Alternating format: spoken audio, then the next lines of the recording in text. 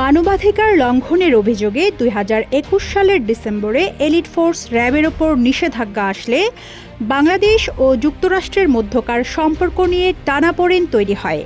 সাবেক প্রধানমন্ত্রী শেখ হাসিনা নিজেই বলেছিলেন, যুক্তরাষ্ট্র হয়তো তাকে ক্ষমতায় দেখতে চায় না। এরপর কখনো ভিসা নীতি, কখনো বা শক্ত ভাষায় মিত্রদের চাপ, পূর্ণাঙ্গ পর্যবেক্ষক না পাঠানোর ঘোষণা, এমন অনেক প্রক্রিয়ায় সরকারের উপর নজিরবিহীন চাপ তৈরি করেছিল যুক্তরাষ্ট্র, যা নিয়ে তৎকালীন সরকারি দল আওয়ামী লীগের শীর্ষ পর্যায় থেকে বারবার ক্ষোভ প্রকাশ করা হয়। কিন্তু শেষ পর্যন্ত শেখ হাসিনা নির্বিঘ্নেই দ্বাদশ জাতীয় সংসদ নির্বাচন সম্পন্ন করে ক্ষমতায় আরোহণ করেন।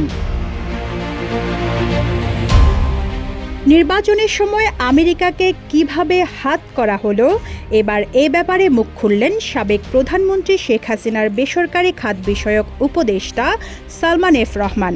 ঢাকা মহানগর গোয়েন্দা পুলিশের কার্যালয়ে সালমান এফ রহমান রিমান্ডে আছেন।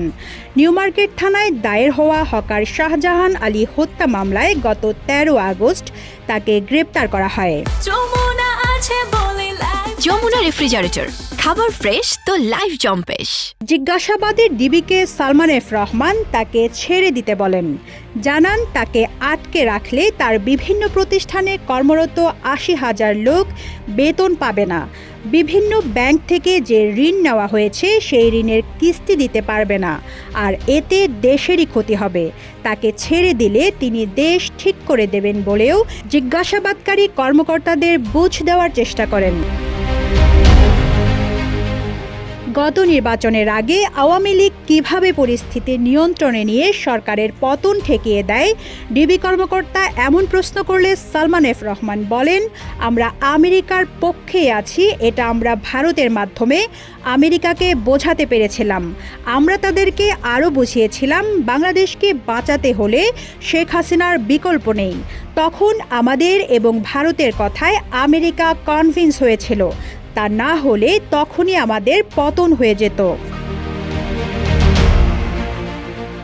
যুক্তরাষ্ট্রের দক্ষিণ ও মধ্য এশিয়া বিষয়ক সহকারী পররাষ্ট্রমন্ত্রী ডোনাল্ড লু ঢাকা সফরে কয়েক দফায় জানিয়েছিলেন, অনেক টেনশন তৈরি হয়েছিল, তবে সব সরিয়ে বাংলাদেশের সঙ্গে সম্পর্কের ক্ষেত্রে যুক্তরাষ্ট্র সামনে তাকাতে চায়, পেছনে নয়। তার এমন মন্তব্যের পর প্রশ্ন উঠেছিল, নির্বাচন, গণতন্ত্র ও মানবাধিকার সহ বিভিন্ন ইস্যুতে যুক্তরাষ্ট্র নির্বাচনের আগে যে শক্ত অবস্থান নিয়েছিল সেই নীতি থেকে সরে দাঁড়ালো কিনা। তার আগে বাংলাদেশের নির্বাচন নিয়ে যুক্তরাষ্ট্র ও ভারতের মধ্যকার আলোচনার খবর আসে। গত বছরের নভেম্বরে ভারতের বিদেশ সচিব ভিনয় কোয়াত্রা জানিয়েছিলেন, ভারত আর যুক্তরাষ্ট্রের মধ্যে বিদেশ ও প্রতিরক্ষা মন্ত্রীদের 2+2 বৈঠকে বাংলাদেশ নিয়ে বিস্তারিত আলোচনা হয়েছে।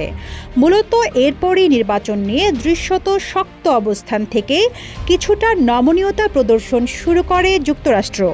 শেষ পর্যন্ত চলতি বছরের জানুয়ারিতে দ্বাদশ সংসদ নির্বাচনের মাধ্যমে ক্ষমতা কুক্ষিগত করেছিলেন আওয়ামী লীগ নেত্রী শেখ হাসিনা।